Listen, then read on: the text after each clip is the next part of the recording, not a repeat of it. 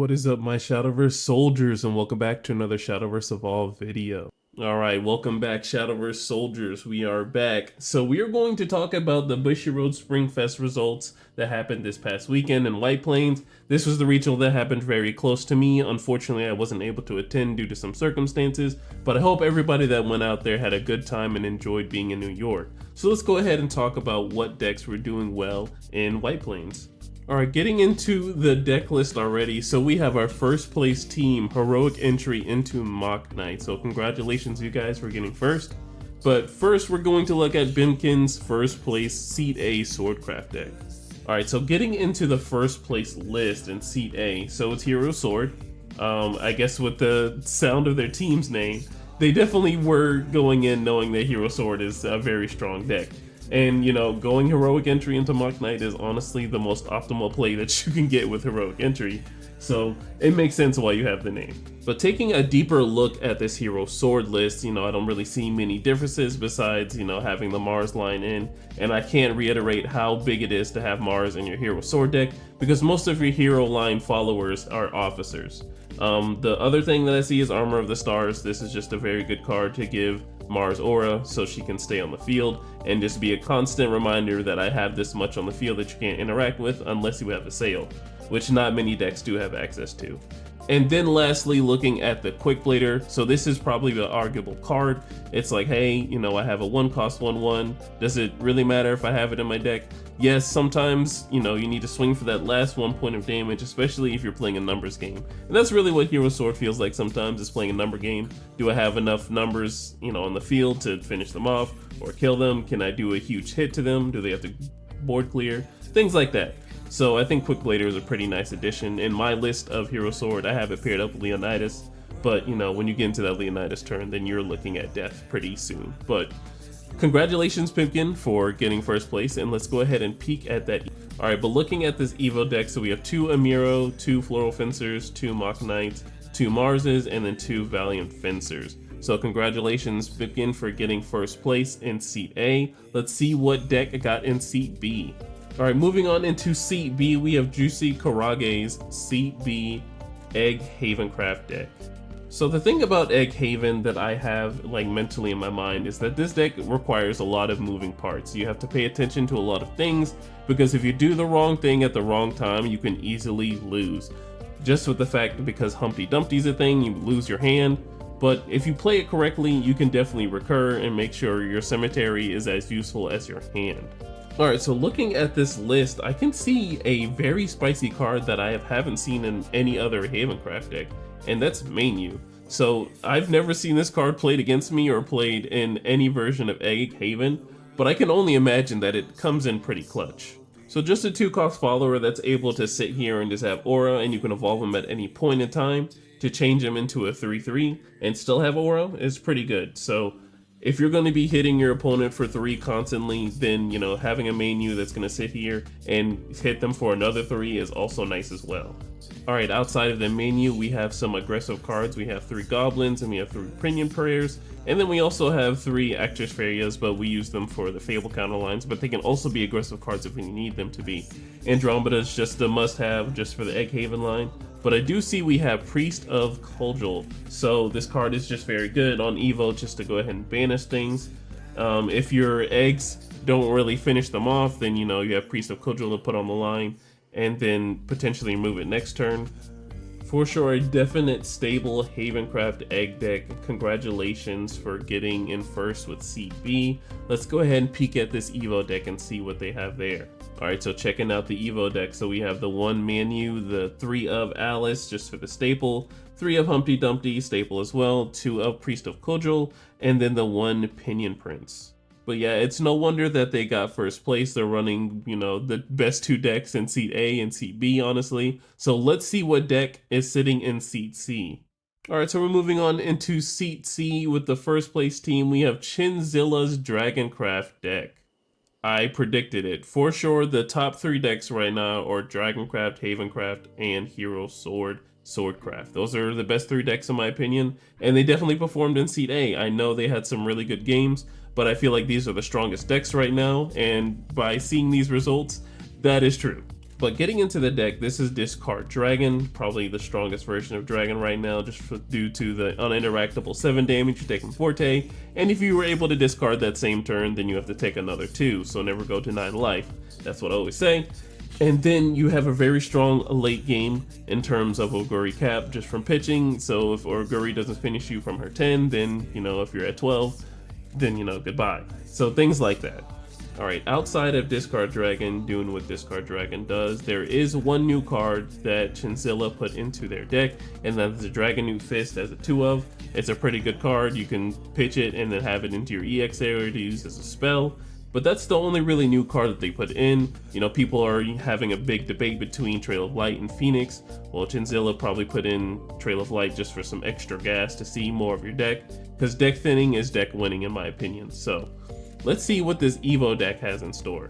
Alright, so taking a peek at the Evo deck, so we have 1 Bellringer, 1 Shapeshifting Mage, 1 Dragon Warrior, 2 Forte, 1 Shenlong, and 4 Carrots. Now with the 4 Carrots, I'm actually interested in seeing if they actually used 1 Oguri Cap, put 1 carrot under it, and then was able to swing and do some damage, and then after that they filled another one up with 3. I wonder if one of those situations ever came up running the 4 Carrots. But yeah, congratulations to Heroic Entry into Mock Knight for getting first place at White Plains. I hope you guys do well in your future regionals, and let's see what team got in second place.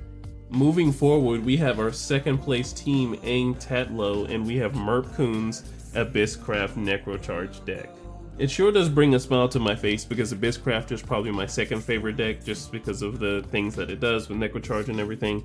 But seeing that Merpcoon use a lot of utilities here in this Abysscraft deck, so it kind of feels a little toolboxy. It's not just, you know, mummies into Demon Lord Ector into, you know, just mill things. There's a lot of other cards that are pretty new that I haven't seen in a long time in this deck. So one of the interesting cards that I saw was this Devilish card. So when you discard a random card from your hand, you give this follower a +1 attack and drain. So this is a very spicy card. The fact that this card already has Rush, and then when you discard a random card, you know, you're putting your hands together and praying that you're not discarding like a key card, that either being Death's Breath or something like that. You know, if you discard an Israfil, it's not the end of the world. So you discard a random card and then you get that +1 and drain, so whenever you swing you gain that life on whatever you swung for. So that's pretty interesting. Another card that was pretty interesting was the Wardrobe Raider. You know, cards that you usually use to just trade into another follower, you can just use this. The one thing I really didn't like about Wardrobe Raider is that he used it in an Evo spot, and the fact that you need to use your Evo and able to do the ability. So that's, you know, things you really got to think about when using Wardrobe Raider. But if you have a follower that's not really doing anything, and you can just trade 1 for 1, like, hey, I have this Bellringer, I can use this Wardrobe Raider because they're not swinging to my Bellringer. I can just go ahead and get rid of that, and then take care of another follower on the field. But outside of that, this is a pretty solid Necrocharge Abyss deck. Let's go ahead and peek at the Evo deck. Alright, so taking a peek at the Evo deck, so we have 1 Bellringer, 2 of Mummies, the 2 of Marzinskis, the 1 Wardrobe Raider, the 1 Azazel, 1 Israfil, and 2 Carrots. Congratulations for getting second place in Seat A. Let's go ahead and talk about the deck that's in Seat B. Alright, so next up we have Enrique's Storm Havencraft deck. So I'm glad a Storm Havencraft deck had some results. Usually when you think of Havencraft, you're thinking of control, I'm not gonna have a board, stuff like that. But I'm glad Enrique had some really good success with the Storm variant of the deck. Getting into the meat and the bones of the deck, there's just lots of elements going on for the early and mid game. You have Moon Almirage, you have Themis Decree to clear the board, John d'Arc if you don't want to get rid of your board when you want a Themis Decree, we have Diamond Master, we have all the early game elements of MFS Lion and Goblins and Ruby Falcons. So shout out to Enrique for doing very well with Storm Haven. I hope you do well in future regionals, and let's go ahead and peek at that Evo deck. Alright, peeking at the Evo deck, so we have the Bellringer, we have 2 Wingies, we have 1 Goblin Princess, we have 2 Ruby Falcons, 2 Diamond Masters, and 2 John d'Arcs. Congratulations Enrique for getting second place with your Seat B Havencraft Storm deck. Let's see what deck is in Seat C. Alright, we're moving on into Seat C, and we have Chris SGG's Forestcraft Elephant deck. Alright, looking at the deck, I see he went with the Rose Gardener instead of the Ishan Flash. I think Rose Gardener really does work well with this deck for the fact that you're able to just draw a card on combo 3 and fill up your hand pretty nicely, or just replace the card that you have. which will help in the long term with the Cassiopeia and King Elephant. Just the other thing that I'm also seeing is the Flower Princess and the Fashionista. Usually people, either choose one or the other, whichever works more. I think Fashionista just works pretty well if you're going for like a lot of Sukuna turns, in my opinion. But I'm not a huge Forestcraft player, so at the end of the day, I might not 100% know the play lines. But congratulations, Chris GG, for getting in second place with your Forestcraft Elephant deck. Let's see what's in that Evo deck. Alright, looking at the Evo deck, so we have 2 Sukunas, 2 Ancient Elves, 2 of the Tweedledee and Tweedledum, 2 Rose Gardeners, 1 Crystallia, and 1 King Elephant. I love it when people are able to top with these very, hard setup decks, because, you have to do a lot to set up against decks like Hero Sword and Egg Haven when they're constantly disturbing you. And do you have an answer to their board wipe like Egg Haven, or do you have an answer to their board to deal with them with Hero Sword? It's decks like this that can see success, and it gives me hope that, rogue decks can finally see the light of day in regional formats. Alright, but outside of my dreams and hopes for better decks and stronger things, let's talk about the third place team, the Salt Lux, and we have Senpai Salt's Forestcraft deck. Alright, in this version of King Elephant Forest, we have Silent Suzuka being the different outlier there. I wonder if there were situations where Silent Suzuka was an answer, was it better?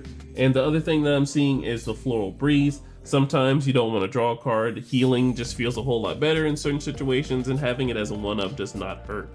Also, one more thing I wanted to point out was the Rose Deer. This card helps pretty nicely with getting into combo on your next turn. You can deal some damage and draw a card and set up for your Witch Bolt and or your King Elephant the very next turn. But outside of that, it's a pretty good King Elephant deck. Let's see what's in their Evo deck. Alright, peeking at the Evo deck with this wonderful, beautiful C2 leader. So we have 2 Sukunas, 2 Ancient Elves, 2 Rose Gardeners, 1 Tias, 2 Silent Suzukas, and then 1 King Elephant. Congratulations, Senpai Salt, for having some results with your King Elephant deck. Let's see what deck is in Seat B. Alright, moving on to Seat B, we have the Wise Guys Abysscraft Necrocharge deck, which has some interesting elements in it. So the number one card that we want to go ahead and look at is the Venom Fang Medusa. Not many people rock this card just for the fact you have to do a lot of setting up with it, but if you're able to rock Medusa in any shape or form, I'm going to love you because this card's absolutely beautiful, and in fact you had this special art of it too, makes it even better. But if you don't already know what this card does, you can essentially just summon a Serpent token and it can only be activated once. But if you engage her and put 2 of those Serpent tokens into the cemetery, then you're able to just destroy a card on the field. And there are just certain decks that just keep followers unengaged because they're gonna accumulate value just sitting there. Well, you have Venom Fang Medusa to go ahead and get rid of it. And then if Venom Fang Medusa doesn't work, you have lots of other cards that have removal. You have Demon Punctimonium, Bane, you have the Wardrobe Raider, which you can get rid of Demon Punctimonium and then get the last words. There's lots of elements that you can use for removal to go ahead and get rid of certain followers that you can't swing into.